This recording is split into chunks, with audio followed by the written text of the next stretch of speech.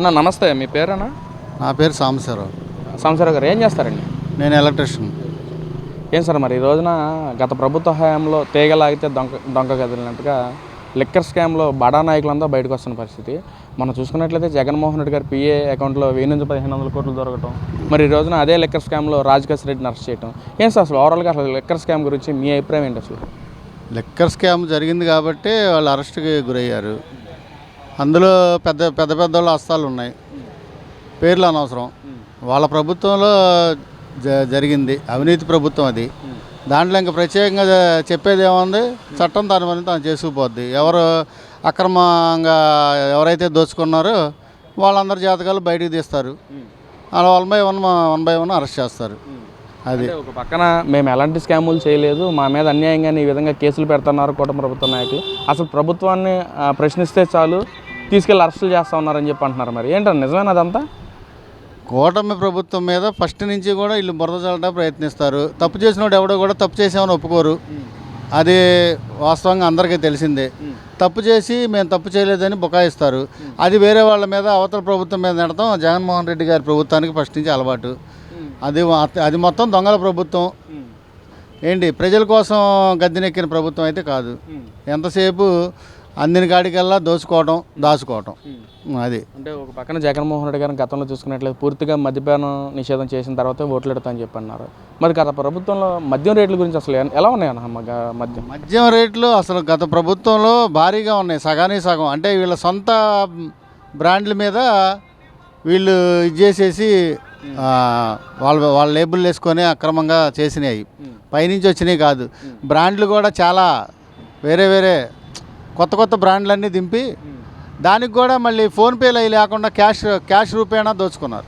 ఇంకా అంతకంటే ఇంకా ఉదాహరణ చౌకబారు మద్యం అమ్మారు.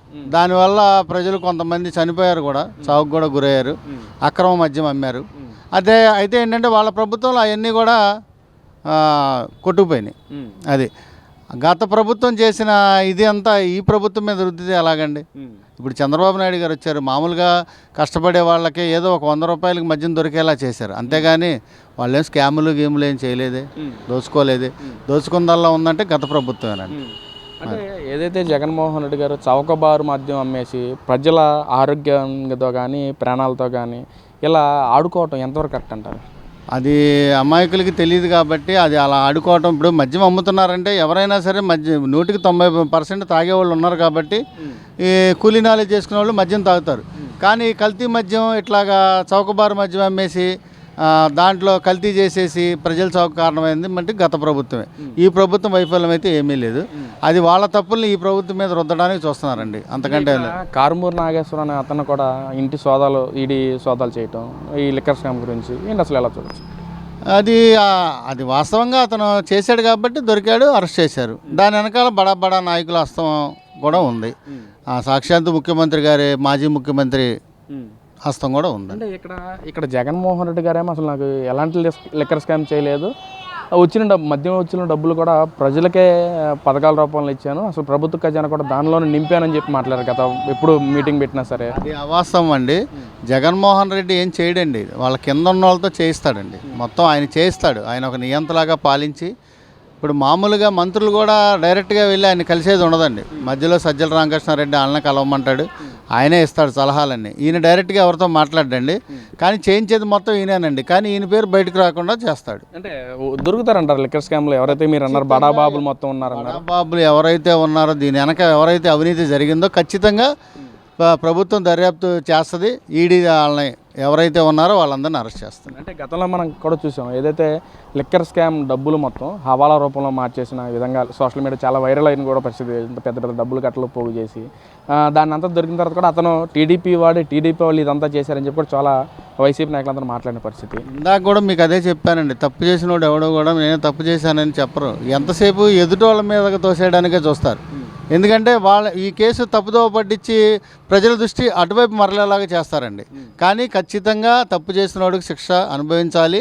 అది నిదానంగా వన్ బై వన్ ఎవరైతే ఉన్నారో మొత్తం తీగలాగితే డొంక మొత్తం కదిలిద్దండి. అంటే ఇంత జరుగుతున్నా ఇక్కడ చంద్రబాబు నాయుడు గారికి 2 సంవత్సరాల పాలన మొత్తం వెన్నుపోటు పాలనే, అసలు అబద్ధానికి ప్యాంటు షర్ట్ వేస్తుంది, చంద్రబాబు లాగానే ఉంటుందని చెప్పి నిన్న వైసీపీ నాయకులంతా కూడా కార్యక్రమం చేసిన పరిస్థితి.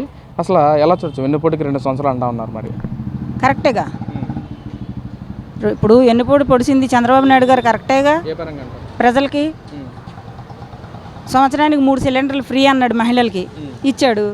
కరెక్టేగా వెన్నుపోటు పడవటం.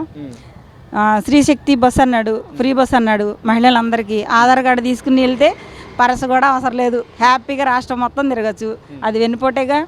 తర్వాత పిల్లలకి తల్లికి వందనం వేస్తానన్నాడు. ఈ జగన్మోహన్ రెడ్డి ఒక్కళ్ళకి వేయటానికే నానా తిప్పలు పెట్టాడు. కరెంటు బిల్లు ఉందని, ఏసీ ఉందని, ఫ్రిడ్జ్ ఉందని, ఈడ బొంద ఉందని చేశాడు. ఇప్పుడు చంద్రబాబు నాయుడు గారు ఇద్దరుంటే ఇద్దరికి, ముగ్గురుంటే ముగ్గురికి, నలుగురు, ఒక ముస్లిం ఆయనకి 5 పిల్లలు, 5కి తల్లికి వందనం వేశారు. అది మరి వెన్నుపోటేగా సార్. అంటే ఎన్ని చేస్తే వెన్నుపోటు అంటారా? మరి అంతేగా వాళ్ళ దృష్టిలో. మాకంటే న్యాయం. ఇప్పుడు మా దృష్టిలో అయితే చంద్రబాబు నాయుడు గారు అక్కడ ఉన్నారు, వాళ్ళ దృష్టి అంతే కదా. ఎన్నిపోటు పడవటం ఇవే చేయటం. ప్రజలకు ఏదైనా చేయాలి అని అంటే మరి గతంలో జగన్మోహన్ రెడ్డి గారు కదా ఎన్నో హామీలు ఇచ్చారు. నవరత్నాలు అన్నారు, పూర్తిగా మద్యపాన నిషేధం చేస్తా అన్నారు, సిపిఎస్ రద్దు అన్నారు, ఇలా ఎన్నో రకాల హామీలు ఇచ్చారు. మరి అవన్నీ నెరవేర్చారంటారా? నెరవేర్చారుగా. ఏది మద్యం పూర్తిగా షాపులే లేకుండా చేస్తానన్నాడు.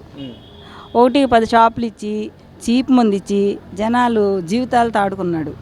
వేల కోట్లు వెనకాల వేసుకున్నారు. ఆయన అనుచరులు, ఆయన పిఏలు, ఆయన బంధుబలగం, ఆయన ఎమ్మెల్యేలు, ఎంపీలు, మొత్తం అందరూ. మరి అది ప్రజలకి ఇచ్చిన మాట నిలబెట్టుకోవడమే కదా. జీవితాలు నాశనం చేయటం అంటే ఏంటి ఆయన దృష్టిలో? అదే కదా. అది చేతకాక చంద్రబాబు నాయుడు గారికి అది చేత కాదు. ఏదైనా చేస్తానని మాట ఇస్తే చేస్తాడు. ఇవాళ ఎక్కడ చూసినా రోడ్లు నెంబర్ 1 ఉన్నాయా? మొత్తం పిల్లలకి వేస్తానన్న డబ్బులు వేశారు. స్త్రీశక్తి, గ్యాస్ బండ్లు మొత్తం చేశారు. ఇప్పుడు మళ్ళీ P4 అని ఒకటి పథకం తీసుకొచ్చారు. ఎవరికైనా ఆర్థికంగా పరిస్థితి బాగోలేని వాళ్ళు, అయ్యా ఇది పరిస్థితి, మా పరిస్థితి అని ఎమ్మెల్యే గారు ఆఫీస్కి వెళ్ళి ఒక అప్లికేషన్ పెట్టుకుంటే వెంటనే అది 50,000 లక్ష రూపాయలైనా నించోబెడి చేస్తున్నాడు.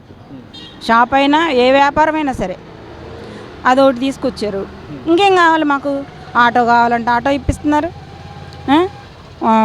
టిఫిన్ బండి కావాలంటే, కర్రీ పాయింట్ కావాలంటే, చిన్న కూల్ డ్రింక్ షాప్ పెట్టుకుంటామన్నా, లేదా చెరుకు మిషన్ పెట్టుకుంటామన్నా, ఏది కావాలన్నా ఎమ్మెల్యే ఆఫీస్కి వెళ్ళి అప్లికేషన్ పెడితే, కుట్టు మిషన్లు అయితే మొన్నే 135 ఇచ్చాం మేమే పోయిన వారం.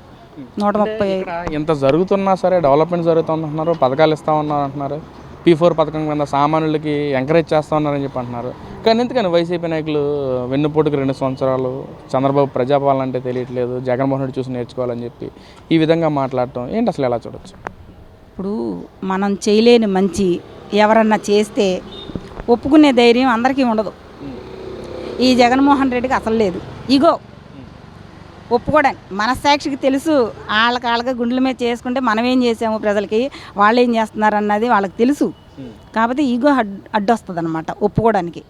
లేదు ఇంకా వాళ్ళు చేసింది ఇప్పుడు ప్రతిదీ తప్పుగానే చూస్తారు, తప్పుగానే మాట్లాడుతున్నారు.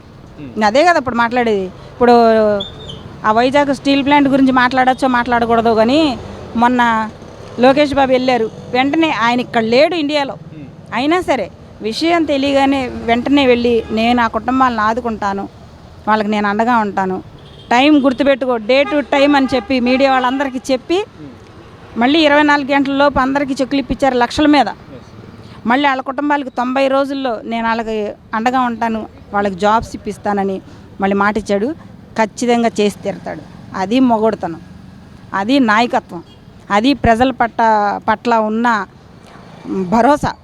ఇప్పుడు వాళ్ళు ఒక మాట ఇచ్చారంటే అది నిలబెట్టుకోవాలి. అది నిలబెట్టుకోవడం ఈ జగన్మోహన్ రెడ్డికి కుదరలేదు. ఈ చంద్రబాబు నాయుడు గారు, పవన్ కళ్యాణ్ కానీ, లోకేష్ గారు కానీ ఏదంటే అది చెప్తున్నారు, చేస్తున్నారు. కాబట్టి వాళ్ళు చేస్తున్నారు, ఒప్పుకోవడానికి ఈయనకి ఇగో అడ్డొచ్చి ఇట్లా పిచ్చి వాగుడంతా వాగుతాడు. ఈ పిచ్చి జగన్మోహన్ రెడ్డిని అసలు లెక్కలకు తీయకూడదు.